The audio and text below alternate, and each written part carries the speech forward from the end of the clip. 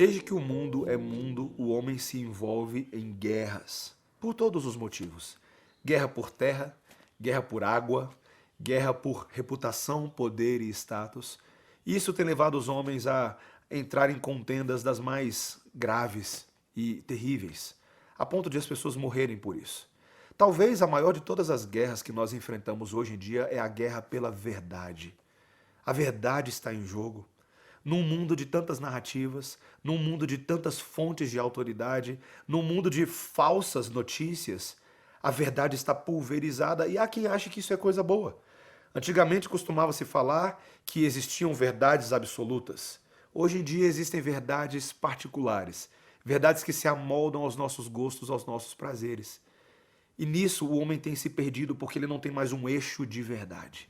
A palavra de Deus nos diz que essa é uma guerra verdadeira e que só pode ser combatida com os instrumentos de Deus. É o que o apóstolo Paulo disse na segunda epístola aos Coríntios, no capítulo 10, versículo 4, quando ele disse que as armas da nossa milícia não são carnais, e sim poderosas em Deus para destruir fortalezas, anulando nós sofismas e toda altivez que se levante contra o conhecimento de Deus.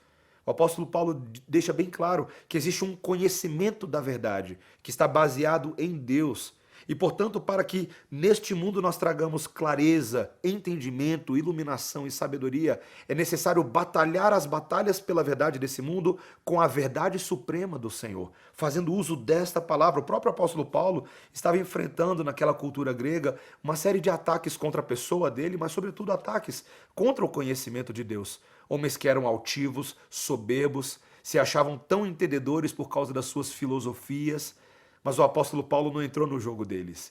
Ele sabia que essa não era uma guerra humana. Seus fundamentos eram espirituais, tinham a ver com o mundo espiritual. E por isso que ele diz: as armas da nossa milícia não podem ser carnais. Ninguém vence a batalha da verdade desse mundo apenas com argumentos humanos, apenas com ideias baseadas em tradições dos homens. Elas precisam ser baseadas na verdade eterna, transcendental e libertadora do Evangelho da Palavra de Deus. E é por isso que o apóstolo Paulo entende que o movimento é levar pessoas a submeterem sua vida ao senhorio de Jesus. É o que ele diz aqui ainda nesse versículo 5, quando ele diz: levando cativo todo o pensamento à obediência de Cristo. Eu quero te fazer uma pergunta.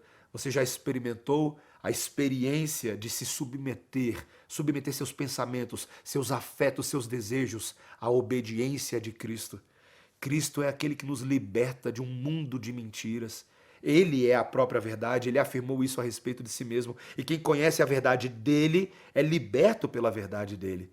Você deve experimentar isso hoje. Basta você depositar, basta você submeter o seu coração a Jesus, a verdade que ele proclama e profetiza. E assim você vai poder ler este mundo e interpretar este mundo da forma correta, com as lentes de Deus.